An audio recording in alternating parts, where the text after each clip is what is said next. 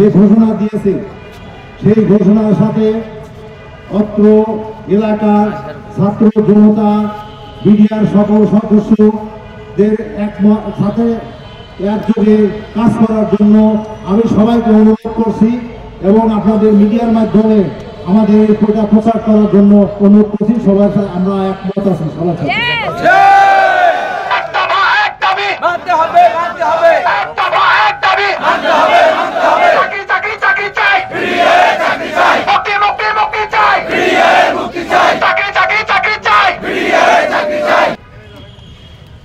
বাংলাদেশের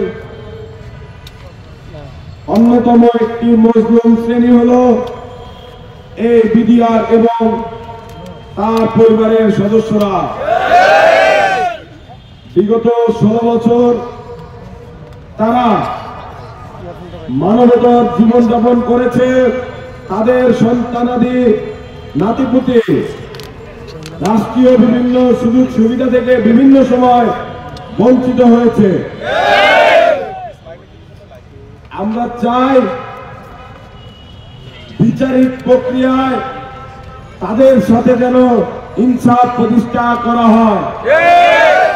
আপনারা জানেন গতকাল শাহবাগে কিন্তু ছাত্র জনতার পক্ষ থেকে ঘোষণা এসেছে,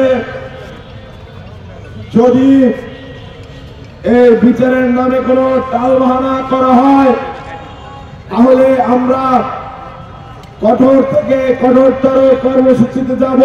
একটি শিক্ষা প্রতিষ্ঠানে যদি আপনারা কোর্ট বসাতে চান, খুব স্বাভাবিকভাবে সেখানকার শিক্ষার্থীরা বাধা দেবে। তারপরে কেন আপনারা এই প্রহসন করলেন?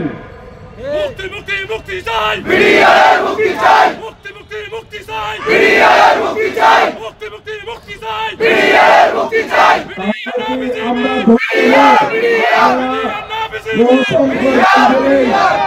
এরকমটি করছেন, বিচারকে বিলম্বিত করবেন বলে এরকমটি করছেন।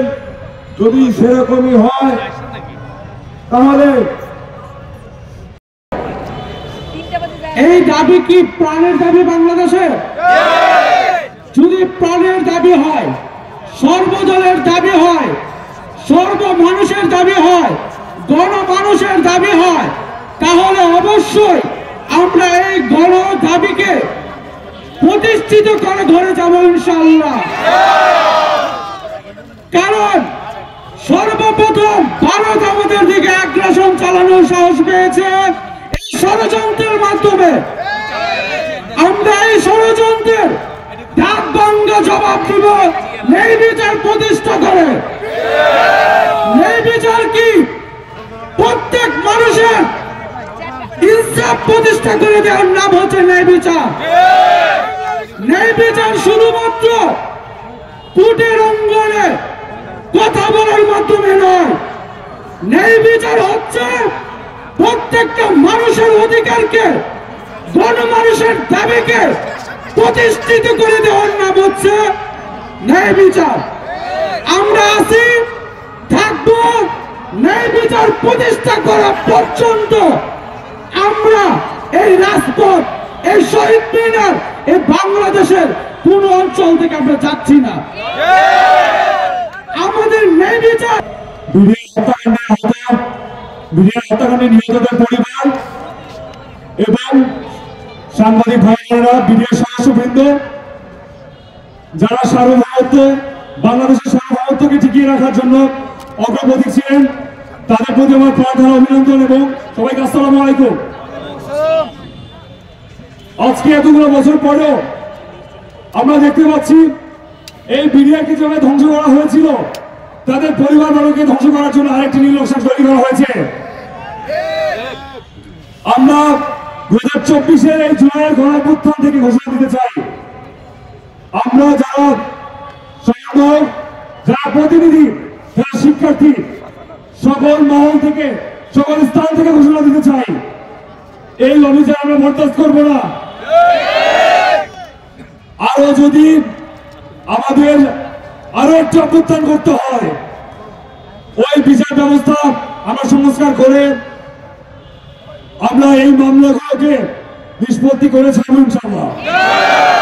শুধু নিষ্পত্তি নয়, যদি কোনো ভুয়া মামলা, মিথ্যা মামলা, কোনো অবিচার করা হয়, চাকরি চাকরি চাকরি চাই ফিরিয়ে চাকরি চাই চাকরি চাকরি চাকরি চাই ফিরিয়ে চাকরি চাই চাকরি চাকরি চাকরি চাই ফিরিয়ে চাকরি চাই ঢাকা কেন্দ্রীয় শহীদ মিনার এর আশেপাশে এলাকায়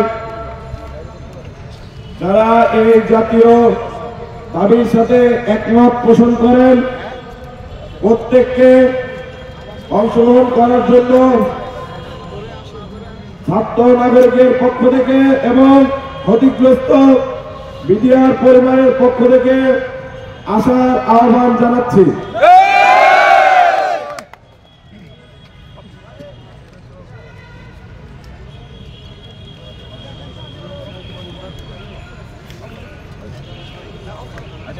আচ্ছা, সবার উদ্দেশ্যে বলছি, আমরা যারা সাধারণ শিক্ষার্থী এবং 24-এর গণঅভ্যুত্থানের অন্যতম অগ্রবর্তী এবং বৈষম্য বিরোধী ছাত্র আন্দোলনের সমন্বয় বৃন্দ এবং সাধারণ শিক্ষার্থী প্রতিনিধি বিভিন্ন বিশ্ববিদ্যালয় এবং বাংলাদেশের সর্বস্তরের মানুষকে একাত্মতা ঘোষণা করার জন্য আহ্বান জানাচ্ছি এবং আমরা সকলে মিলে এই কর্ম